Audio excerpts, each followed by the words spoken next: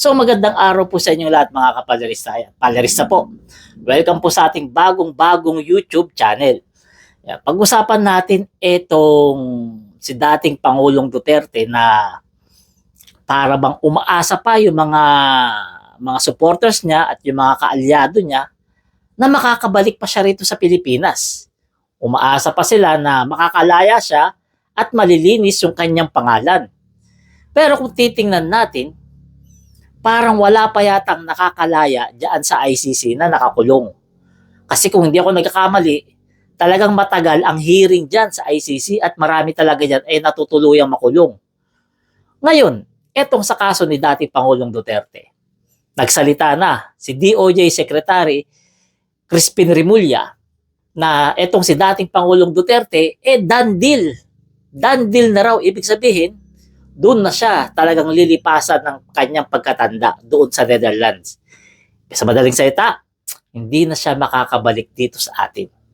Hindi niya na makakapiling yung pamilya niya rito. At hindi na siya makikita ng mga konti niyang mga supporters dito sa Pilipinas. Yan ay nakakalungkot kasi syempre Pilipino siya at presidente at magaling din talaga siyang presidente. Kaso ang problema, sumablay talaga siya sa pangingialam niya kay Pangulong Bongbong Marcos. Doon talaga sa sumablay. Kasi kung titingnan natin, noong buo pa yung unity team, si Pangulong Bongbong Marcos, dinidepensahan si dating Pangulong Duterte sa ICC. Sinasabi ni PBBM, hindi makakapasok sa Pilipinas ang ICC kahit kailan. Pero anong ginawa ni dating Pangulong Duterte? Imbis na suportahan si Pangulong Bongbong Marcos, binanat-banatan niya pa to. Tinawag pang bangag at kung ano-ano pang mga kasiraan ang tinawag niya rito. Anong nangyari ngayon? Ayun, nakakulong yung chess master.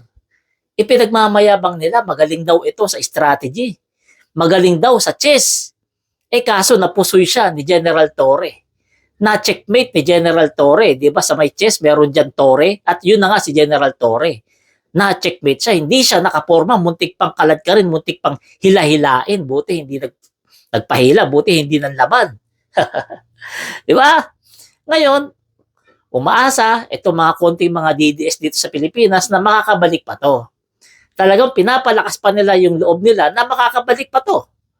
Sa katunayan, meron pa sila mga profile picture na bring FPRRD back. May nalalaman pa silang ganyan. Yan ay tanda ng panggagago nila sa sarili nila dahil pinapaasa nila yung sarili nila na makakabalik pa si dating Pangulong Duterte. Kung titingnan natin, wala nang jurisdiction yung Korte Suprema natin dyan.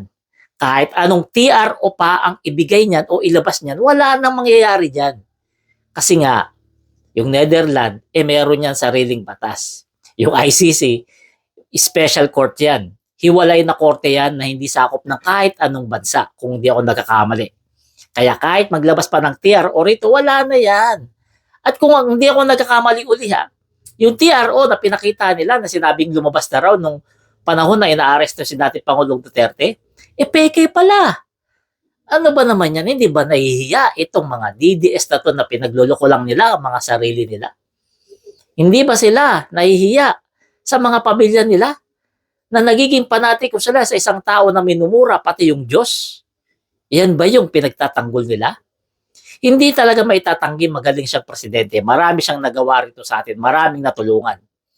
Pero hindi rason yun para kumitil siya ng maraming buhay lalo na kung walang kasalanan.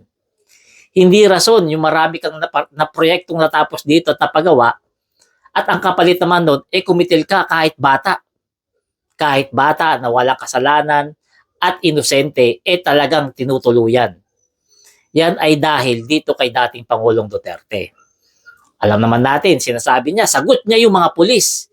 Kapag nanlaban, patayin. Ang problema, pinipilit na naman laban para kanilang mapatay.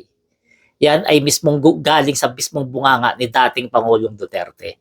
Kaya kung ako sa inyo, mga DDS, huwag nyo nang paasahin yung sarili ninyo. Kasi mahiya naman kayo sa pamilya ninyo. Pinagtatawanan na lamang kayo dahil umaasa kayo na makakauwi ang isang tao na hindi na talaga makakabalik dito. Kayo mga kapalerista, ano sa tingin nyo? Makakabalik pa ba dito si dating Pangulong Duterte o mabubulok na yun doon sa kulungan sa Netherlands? Comment nyo na lang inyong reaction para natin mapag-usapan. Salamat.